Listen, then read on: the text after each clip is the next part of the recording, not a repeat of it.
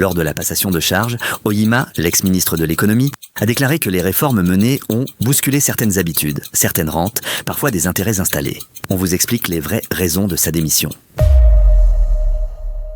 Nommé pour redresser les finances publiques, Oyima a engagé une transformation profonde du système, notamment en initiant le processus de digitalisation des procédures administratives des régies financières afin de tarir les circuits de détournement et de sécuriser les recettes de l'État. Ce chantier stratégique s'est heurté à des intérêts corporatistes puissants, attachés à leurs privilèges et hostiles à toute transparence. Parallèlement, son refus d'aligner le Gabon sur les programmes d'ajustement structurel du FMI et de la Banque mondiale a renforcé son isolement. Qu'est-ce qui s'est réellement passé ?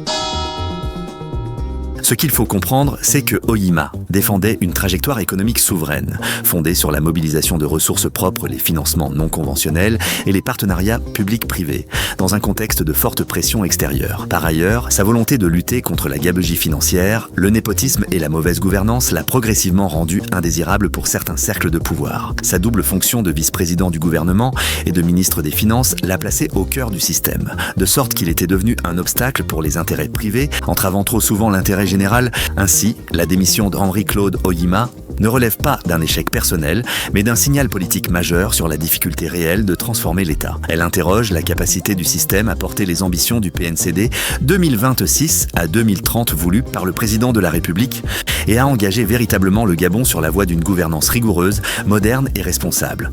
Rendez-vous au prochain numéro. En attendant, abonne-toi, like et partage.